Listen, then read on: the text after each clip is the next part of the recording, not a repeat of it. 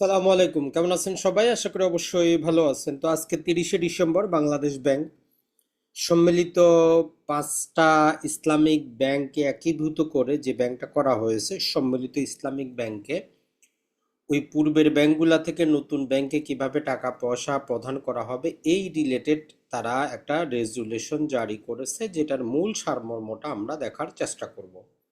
তো আমরা সবাই জানি, সবাই অধীর আগ্রহে আছেন যে ভাই এত নিউজ এত কিছু দেখে আমার লাভ নাই, টাকা কবে পাবো সেটা বলেন। মূলত কাহিনী যেটা হচ্ছে যে এই ব্যাংকটাতে সরকার 20,000 কোটি টাকা দিয়েছে, আরো প্রায় 15,000 কোটি টাকা বিভিন্ন প্রাতিষ্ঠানিক যে বিনিয়োগগুলো আছে সেগুলা থেকে নিয়ে টোটাল জিনিসটা কিন্তু কন্ট্রোল করা হবে। এখন মূল কাহিনী যেটা হচ্ছে যে পুরাতন যে আপনার অ্যাকাউন্ট নাম্বার আছে এগুলো ক্লোজ হয়ে যাবে, এটাই মার্জারের একটা সাধারণ নিয়ম। আপনাকে একটা নতুন অ্যাকাউন্ট নাম্বার দেওয়া হবে সম্মিলিত ইসলামিক ব্যাংকের। ওই অ্যাকাউন্ট নাম্বারটা আপনি যখন পাবেন তখন আপনি আপনার অ্যাকাউন্টে স্বাভাবিক টাকা পয়সা লেনদেন করতে পারবেন, মন চাইলে উঠাইতে পারবেন, মন চাইলে রেখে দিতে পারবেন। কবে হবে? ইন্টারনাল অথবা এখন পর্যন্ত বাংলাদেশ ব্যাংক যেটা বলতেছে যে এই পাঁচটা ব্যাংকে মার্জার করার ফলে সম্মিলিত ব্যাংকের যে সফটওয়্যারটা হবে ওইটা এখনো তৈরি হয় নাই। তো এইটার জন্য মোটামুটি আমরা বলতে পারি যে আরো 1 মাস অপেক্ষা করতে হবে। এটা ছাড়া বলতে পারেন যে নির্বাচনের পরে ছাড়া মনে হয় না পাবেন, তারপরও একটা আশা রাখতে পারেন। তো যাই হোক, আমরা দেখার চেষ্টা করি ব্যাংক রেজুলেশন স্কিম 2025। তো এইটা থেকে মূল জিনিসটা আমরা জাস্ট একটু দেখার চেষ্টা করব। এখানে অসংখ্য কিছু লেখা আছে।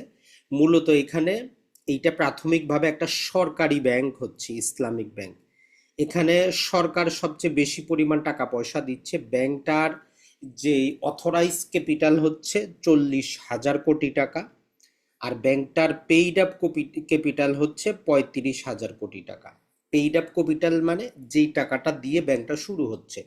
সরকার দিচ্ছে 20,000 কোটি টাকা, আর 7,500 কোটি টাকা হচ্ছে বিভিন্ন প্রাতিষ্ঠানিক বিনিয়োগকারীর যে প্রতিষ্ঠানগুলো আছে তারা এখানে ভাগ করে দিয়েছে। যে সরকার হচ্ছে ক শ্রেণীর বিনিয়োগকারী 20,000 কোটি টাকা, আর যেটা হচ্ছে যে বিভিন্ন ব্যাংক এবং ফাইন্যান্সিয়াল ইনস্টিটিউটের তারা তাদের যে টাকাগুলো জমা আছে ওই ব্যাংকে সেখান থেকে 7,500 কোটি টাকা, আর ব্যাংক এবং ফাইন্যান্সিয়াল ইনস্টিটিউটের বাইরে যে সমস্ত প্রাতিষ্ঠানিক বিনিয়োগ আছে সেখান থেকে 7,500 কোটি টাকা তারা গ শ্রেণীর বিনিয়োগকারী হিসাবে টোটাল 30,000 কোটি টাকা দিয়ে এই ব্যাংকটা চালু হচ্ছে।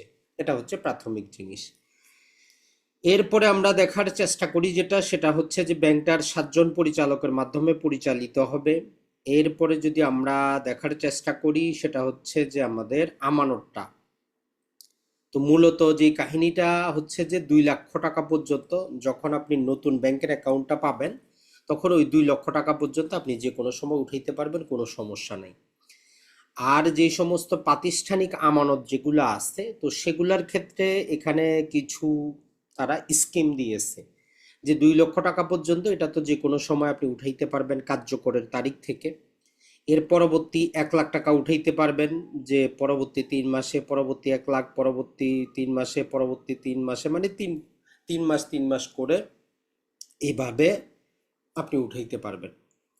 এরপরে যদি আমরা দেখার চেষ্টা করি অপ্রাতিষ্ঠানিক যে সমস্ত বিনিয়োগ আছে তো এদের ক্ষেত্রেও একই রকম যে 1 লক্ষ টাকা পর্যন্ত, তারপরে 3 মাস 3 মাস 3 মাস 3 মাস করে করে আপনি 1 লাখ 1 লাখ টাকা করে উঠাইতে পারবেন, অথবা আপনি চাইলে সেখানে রেখেও দিতে পারেন, কোনো সমস্যা কিন্তু নাই। এরপরে যদি আমরা দেখার চেষ্টা করি এখান থেকে গুরুত্বপূর্ণ যে আপনার চেক বই বা যা আছে সব বাতিল হয়ে যাবে, নতুন চেক বই সবকিছু ইস্যু করা হবে, নতুন অ্যাকাউন্ট নাম্বার পাবেন। আর যত সকল কর্মচারী আছে যাদের বিরুদ্ধে মামলা নেই তারা অটোমেটিক নতুন ব্যাংকে স্থানান্তরিত হয়ে যাবেন। এখানেই একটা হচ্ছে কনসার্ন জিনিস যে এই পাঁচটা ব্যাংকে এত হাজার কর্মচারী, এদের বেতন ভাতা দিতে দিতেই তো এই ব্যাংকটা শেষ হয়ে যাবে, তারা লাভটা করবে কিভাবে? দিন শেষে যে কোনো কোম্পানির ক্ষেত্রে আমরা দুটো জিনিস পড়ি, একটা হচ্ছে টপ লাইন, একটা হচ্ছে বটম লাইন। এখন আপনি টপ লাইন বাড়াচ্ছেন, এই বটম লাইন না হইলে এই সমস্ত কর্মকর্তা কর্মচারীর বেতন ভাতার তো মানুষের ডিপোজিট থেকে দিতে হবে। তো যাই হোক, এটাই হচ্ছে কনসার্ন জিনিস। ব্যক্তিগত পার্সোনাল হিসাবে যদি বলি, টাকাটা যেদিন পাবেন বড় করে একটা জিলাপি দিয়ে মিলাদ পড়ায় তওবা করে অন্য ব্যাংকে ট্রান্সফার করবেন। কোন ব্যাংকে যাবেন নেক্সট ভিডিওতে পাবেন। এরপরে মামলা মোকদ্দমা যদি কোনো থাকে ওগুলা সম্মিলিত ইসলামিক ব্যাংকের নামে হবে, অথবা আপনিও করতে পারবেন, মানে প্ল্যান্টিভ ডিফেন্ডেন্ট উভয় হতে পারবে, কোনো সমস্যা কিন্তু নাই। তো মোটামুটি এই জিনিসগুলাই তাহলে আপনারা আশা করি যে কিছুটা হলেও বুঝতে পারছেন যে মূল কাহিনী যেটা, সেটা হচ্ছে যে এই 5টা ব্যাংক থেকে নতুন যে ব্যাংকটাতে আসা হয়েছে এইখানে 2 লক্ষ টাকা পর্যন্ত যেহেতু আমানত সুরক্ষা আইন দ্বারা এইটা সুরক্ষিত, এই জন্য যখন এটা কার্যকর করবে তখন আপনারা তুলতে পারবেন। কখন করবে? যখন নতুন সফটওয়্যার আসবে, যখন আপনার নতুন অ্যাকাউন্ট আসবে তখন হবে, আপনাকে কিচ্ছু করতে হবে না। তবে যদি আপনার এনআইডি দেওয়া না থাকে আপনার ব্যাংকে যোগাযোগ করে এনআইডিটা দিয়ে দিবেন, এতটুকু, আর কিছুই লাগবে না। তো আপনার ওই রেজিস্টার্ড মোবাইল, রেজিস্টার্ড ইমেইলে নতুন অ্যাকাউন্ট নাম্বার চলে আসবে, এমনকি তারা ডাকযোগে আপনার রেজিস্টার্ড ঠিকানায় নতুন অ্যাকাউন্ট নাম্বার সম্বলিত জিনিসটাও পাঠাইতে পারে, যদিও এখানে বলা নাই। ওই নতুন অ্যাকাউন্ট নাম্বার দিয়ে আপনি অনলাইনে অ্যাক্সেস করতে পারবেন, অথবা ফিজিক্যালি আপনি সেখানে গিয়ে আপনার টাকাটা উত্তোলন করতে পারবেন, বা চাইলে সেখানেও আপনি লেনদেন করতে পারবেন। তবে আমরা বলবো যে এই ব্যাংকটাতে যেহেতু কর্মীর সংখ্যা বেশি, যেহেতু এই ব্যাংকটা সরকার ব্যাকআপ দিচ্ছে, এইটা দুইটা কিন্তু সাংঘর্ষিক জিনিস।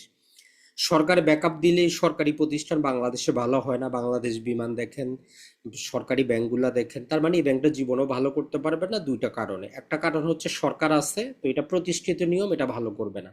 2 নম্বর হচ্ছে এর লাইবিলিটিটা বেশি, এত বিশাল সংখ্যক হস্তি বাহিনী থাকলে সেখানে লাভ করা সম্ভব না। ব্যাংক যত তার ইন্টারনাল কস্টটা, অপারেটিং কস্ট কম করতে পারবে তত তারা লাভবান হইতে পারবে। কিন্তু এখানে আপনি এদের কর্মকর্তা কর্মচারীদের বেতন ভাতা কিন্তু কমান নাই। আর ব্যাংকের কর্মকর্তা কর্মচারীদের বেতন কেমন আমরা সবাই জানি। যে ব্যাংক লাভই করে না তারা আবার বোনাস নেয়। তো এই জন্য যাই হোক, আপনি একজন আমানতকারী হিসাবে আমরা বলবো যে আমাদের নেক্সট ভিডিওটা দেখবেন, সেখানে আমরা একটা অ্যাকাউন্ট করার ক্ষেত্রে কি খরচ, আর এই খরচের পাশাপাশি কোন ব্যাংকে আপনার আমানত সিকিউর থাকবে। ভালো থাকবেন, সুস্থ থাকবেন, শুভ নববর্ষই আমরা বলবো বাংলায়, হ্যাপি নিউ ইয়ার না বলে। তো যাই হোক, নিয়মিত আমাদের চ্যানেলে থাকবেন, নতুন বছর থেকে নতুন আঙ্গিকে ভিডিও পাবেন। আসসালামু